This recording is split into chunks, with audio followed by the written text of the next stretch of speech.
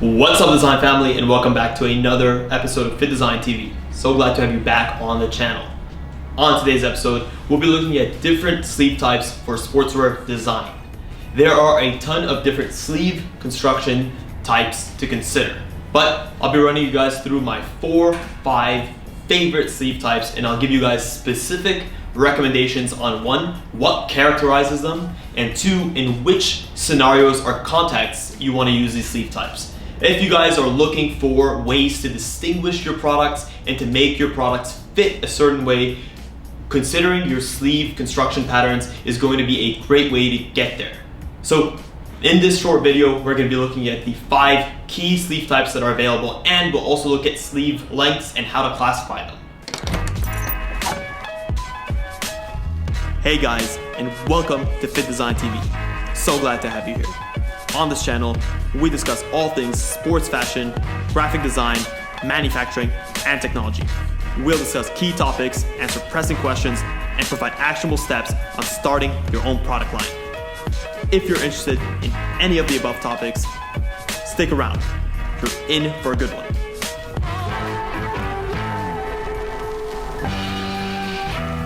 Starting off, we'll keep it simple. The first sleeve type that I definitely want to consider, and one that you guys will all most likely know, is called a set-in sleeve. So this is characterized by a key torso pattern. So when I'm talking about patterns here, I'm talking about sew patterns or cut patterns. This is our front torso pattern with a detached sleeve. And this is something that you see very, very commonly on the market, and it's a very traditional sleeve type. And there's a reason for that. It's extremely comfortable, it's quite versatile. It can be used either in casual settings or more of a formal setting. So you'll notice button-up shirts also use this type of sleeve, but you can also use it for sportswear. It's great. One of my recommendations is when you look at set-in sleeves, always consider it to have slightly a longer or a longer set sleeve just to broaden out your shoulders. I noticed with shorter sleeves, what can tend to happen is the shoulders don't fit right, they end up riding up. So by having something that fits more of like a European style cut or like a tailored cut, you're going to have broader shoulders and you're going to have a more comfortable fit. This specific garment features a lengthened set-in sleeve, so it's not a drop shoulder, which we'll get into, but it's definitely more of a lengthened sleeve to broaden out the shoulders to create more of a wider, more masculine stance. Your set-in sleeves on women are always going to end up being shorter than what you see on men. Obviously, women in general, biologically, they have less narrow or more narrow shoulders in terms of their stance, so that's also reflected in these set-in sleeves that we see on women. Where would I use a set-in sleeve? I use it on casual items, lifestyle t-shirts. Would I use it on more performance-based items? I wouldn't. I use what we're going to consider next, which is the Raglan Sleeve. The second key sleeve type that you should consider, especially when going to sportswear, is your Raglan Sleeve. This is something that you guys have undoubtedly seen before, and this was popularized on baseball jerseys, and it really gives a large range of motion due to its pattern construction. So we'll look at our Raglan Sleeve. Our Raglan Sleeve is characterized by a simple cut going from the armpit down to the middle of the neckline. So what this does that the set-in sleeve doesn't do is it incorporates both the shoulder and the bicep or the arm portion of the sleeve into one single pattern construction. Why is that beneficial? Well, one is it increases the range of motion. You no longer have a seam cutting across your, let's just say, your armpit to the top of your shoulder, which alleviates any issues that can come with a shorter shoulder length, and the fit issues that can cause sometimes, because with a set-in sleeve, you need to make sure that you're getting the right shoulder length for the right wear. With a Raglan sleeve, you have a bit more flexibility in this case, and especially when it comes to performance garments, you want to have that range of motion and you want to make sure that the fit on the shoulder is perfect. That's really where you're getting a lot of your motion when it comes to your upper garments. One thing about the Raglan sleeve is, yes, it is a great fit, but it's not necessarily the best use of a pattern. So Raglan sleeves, when it comes to cutting them in terms of their patterns, they take up more space, which makes it a little bit tougher to optimize, and that's just something to bear in mind. Typically, Raglan sleeve shirts will have higher fabric consumption costs and higher production costs, a little bit, than set-in sleeves, but that's just something that will change on a sort of like case-by-case basis. It's just something that I've noticed from a one to one when I compare a set-in sleeve of the same design to a raglan sleeve of the same design, but it is worth that marginal price increase, especially when you're going for more of a sporty look and something that's more geared towards the sports market. Then we have the sort of big brother, or like the cousin of the raglan sleeve, which is called the epaulette sleeve. So epaulette sleeve is basically a raglan sleeve with a more structured look. So the idea is the same, and you can ignore this seam here. This is just a decoration seam. It's not a structural seam. But the main sleeve, or where our sleeve construction is starting, is at the armpit, going up and then curving back in towards the collar line. So similar to a raglan sleeve, it has this conjoined sleeve to bicep pattern construction, so it combines those two parts together. But what I love about an epaulette sleeve, and it gets its sort of look from a military base, it's extremely structured. So it broadens up your chest and it gives you that look of a bit more of a wider stance, which I don't necessarily like about the raglan sleeve. Is sometimes if it's too tight, it can tend to kind of compress your chest, and it's not necessarily something that you want in terms of an aesthetic look. An epaulette sleeve curves around the chest, it opens up your stance, and it gives you much more of a masculine look. This is something you typically see mostly on men's garments. So if you wanted a raglan look with more of a masculine appeal, the epaulette sleeve is a perfect contender for that.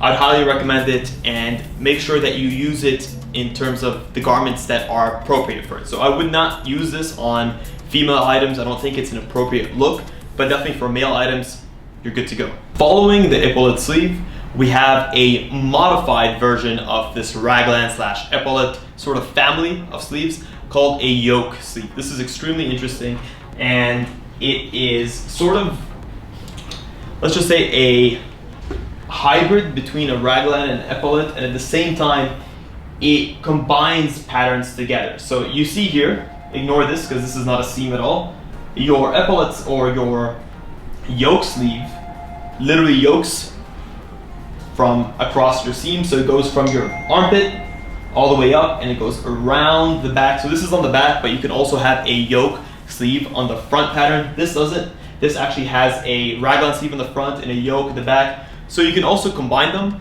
Typically, I wouldn't combine an epaulette on the front and a raglan on the back. I would usually only combine a yoke with either a raglan or an epaulette. It's also not uncommon to see a set-in sleeve be incorporated with a yoke.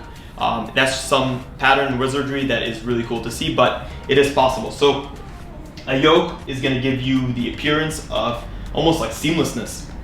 You're going to have a single seam going from the armpit all the way across down to the other armpit, and it conjoins this entire pattern piece.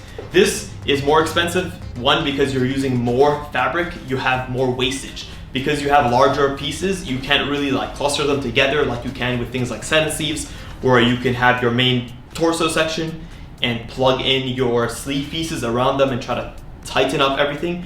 With a yoke or with a epaulette or even with a raglan, you end up with a bit more fabric wastage, and in general this sleeve type is reserved for jerseys, for items where you want to have this continuous look. It's great on sublimation items where you definitely want to have, let's just say, as solid a piece as you can with minimal seams. So here you're actually removing two main seams that you might have, and you're replacing it with one seam that goes across. So, and if you do that from the front, you're also removing an extra seam, and you're saving a lot on the workmanship here, but you are increasing your fabric cost. So it is a balance.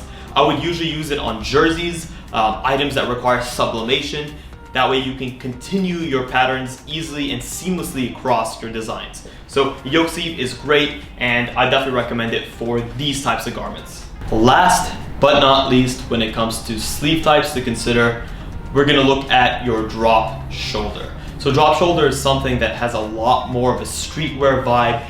Usually it's reserved for more oversized or relaxed garments, and you'll see why in a bit, but it definitely has much more of a laid back approach. And what characterizes a set-in sleeve, or sorry, a drop shoulder? Well, it's essentially a set-in sleeve in terms of its pattern construction. You have your front torso section, your back torso section, with a sleeve on the side. So what characterizes is this. Your shoulder length on your pattern is severely dropped, Usually what I notice is it's more than 7 to 8 inches in terms of its length. Typically, you wouldn't have anything between 4, 5, or even 6 when it comes to a quote-unquote dropped shoulder pattern construction. That's more reserved for set and sleeve. The garment that I showed you before, which is this one, has 5 inches in terms of its shoulder length, but we did mention that this is a little bit on the longer side for a set and sleeve. Usually set and sleeves are between 4.5 and 5.25, so this one's definitely on the longer side, but it's still a set and sleeve. For this one here, we're looking at around 7 to 8 inches in terms of the sleeve length, and what you'll notice is you end up with your shoulder seam dropped right around your mid bicep, and this creates a very laid back and relaxed appearance. I would definitely use this on more streetwear or casual items, but it can be used on oversized items based or more geared towards warming up. So throw this over a t-shirt or a tank top with a heavier set ring spun cotton, and you definitely have something that's very, very suitable for a warm up or like a layered look if you want to put a compression garment underneath it. These are all ways to style these garments, so you can have a lot of fun with it. It's a very relaxed look, and a lot of people love the relaxed or the drop shoulder look. Personally, for me, I'm more of a fitted person, but I definitely see where this has its place in terms of the consumer spectrum. Now, moving on, we're going to be looking at sleeve lengths. So I'll run you guys through it quickly, but we'll look at what is here, our long sleeve, and we'll use that as the base. So when it comes to sleeve lengths, we have 5 key or 6 key sleeve lengths that we're gonna look at. Number 1 is sleeveless. So your sleeveless is essentially your tank top or your cap sleeve. What you're gonna notice is typically your sleeveless happens right around the armpit area. So in terms of where you cut it off, it's right around the armpit area. So it's not necessarily a tank top, because a tank top usually has a shorter set shoulder length. But if we're looking at sleeve lengths, aka garments that are constructed with sleeve patterns, where you cut them off, this is going to be considered your sleeveless look. So it's not quite a tank top, it's definitely longer than a tank top. It usually will cover around half your shoulder blade, so that's something to consider, but that's your sleeveless length. Next, we'll look at your cap sleeve. So your cap sleeve is the next step on from your sleeveless, and that's usually even more dropped. That will cover pretty much 3/4 or your full shoulder cap. Brands like ASRV do this a lot, and this is a very militaristic or kind of like a training, a grungy look. It's very popular and something that you can definitely consider incorporating into your collection if that's the vibe you're looking for. Third, we'll be looking at our short sleeve. So our short sleeve, usually you're gonna have your short sleeve hit around your mid bicep to your lower bicep, depending on what your fit is. Something like this athlete top is definitely higher set to reveal more of the arm. This is something that can be very desirable if you want it, but if you want something that's more of a traditional fit, you'll definitely be going towards the middle of the bicep. Usually what I notice on set and sleeves is around 7.5 inches in length for the sleeve pattern for a set and sleeve, and around 12.5 to 12.75, and these are for mediums by the way, for a raglan sleeve or an epaulette sleeve from the collar to the edge or the center fold line of the hand. Next, we'll be looking at your elbow length. So this is not necessarily like a 3/4 sleeve, which we'll mention in a bit, but this is around your elbow length. Typically it'll hit right above your elbow so that you're not creasing it when you're actually flexing or actually like bending your arm. And this is not necessarily a look that I'm too fond of.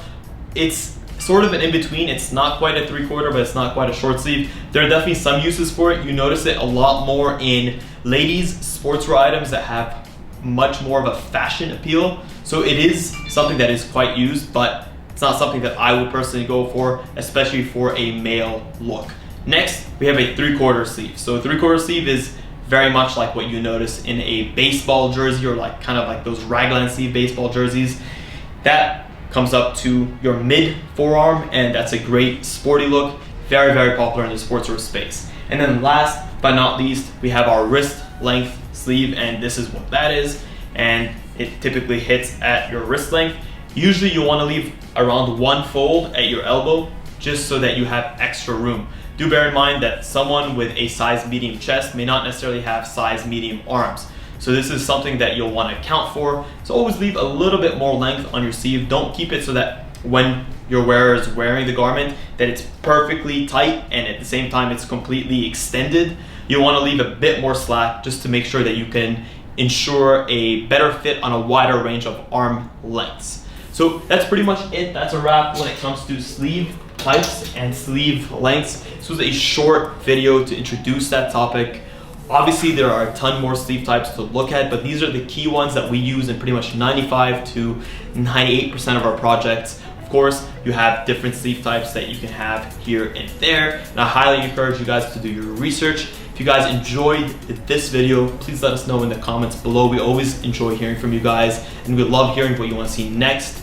Thank you guys so much for tuning into Fittdesign TV. Until next time, stay awesome.